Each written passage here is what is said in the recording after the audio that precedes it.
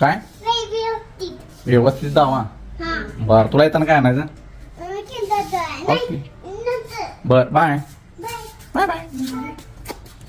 कायम मागं लागणारा शिवेंद्र आज कसं काय मला जा म्हटला. तिथून निघालो आणि इथं रॉयल लुक जवळ वैभव भेटला. वैभव काहीतरी असं जरा असं मापं काढायला होता.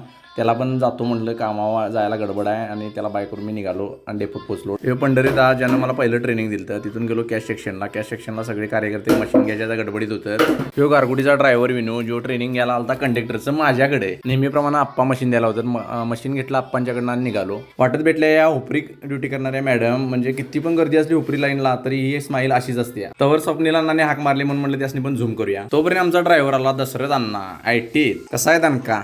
तिथं दिसला ते घ्या. मी व्हिडिओ करायला म्हणून पळून गेला. पण तो गडिंग्लजला चॉकलेट हिरो म्हणून फेमस होता. थोड्या वेळा बोलवल्यावर परत आला.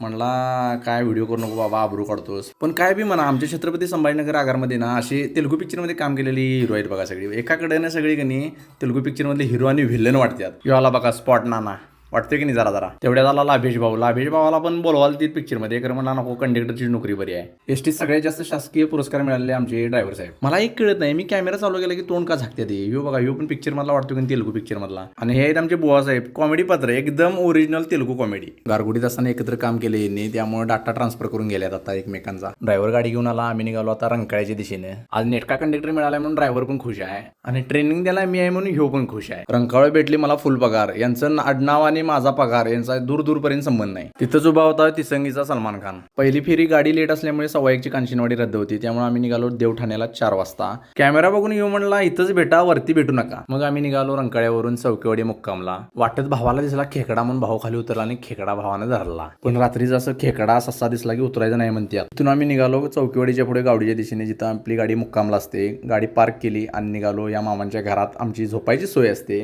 अतिशय उत्कृष्ट असं घर आहे.